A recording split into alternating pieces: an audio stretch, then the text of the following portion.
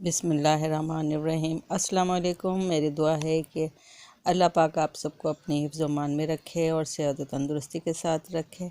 इसी दुआ के साथ हम अपनी वीडियो का आगाज़ करते हैं। तो आज हम अंडे मसाले की रेसिपी लेकर आए हैं जो कि बहुत ही टेस्टी बनने वाली है। तो इसके लिए इंग्रेडिएंट्स देख लेते हैं। तो हमने 4 से 5 टेबल स्पून इसमें कुटी लाल मिर्च ले ली है। 2 टीस्पून इसमें हमने नमक ले लिया है।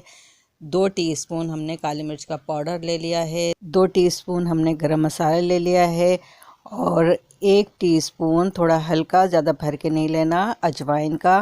और 1 टेबल स्पून हमने इसमें चाट मसाला लिया है और 1 टीस्पून हमने चिकन टिक्का मसाला लिया है।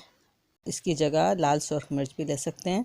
तो बस ये सब मिलाकर हमारा मसाला रेडी हो जाता है। तो इसी तरह से मैंने सब मसाले को मिलाकर इस जार में भर लिया है और बस चम्मच से इसको अच्छी तरह मिक्स कर लेंगे ताकि सारे मसाले एक जान हो जाएं। और ये बस रेडी है।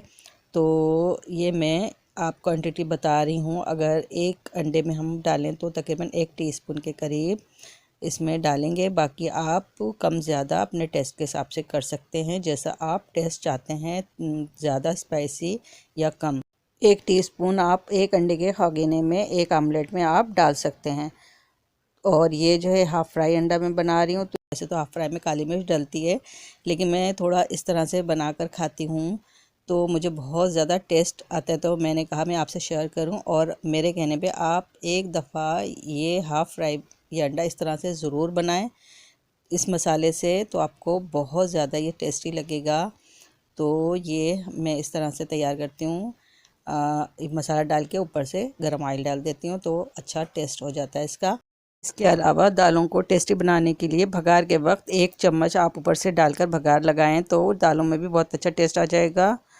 तो बस ये हमारी आज की रेसिपी थी। उम्मीद है आज की वीडियो आपको पसंद आई होगी और आप इसको एक दफ़ा ज़रूर ट्राई करें और मुझे कमेंट्स करके बताएं। इसके साथ ही मैं आपसे इजाज़त चाहूँगी। दुआ में याद रखें।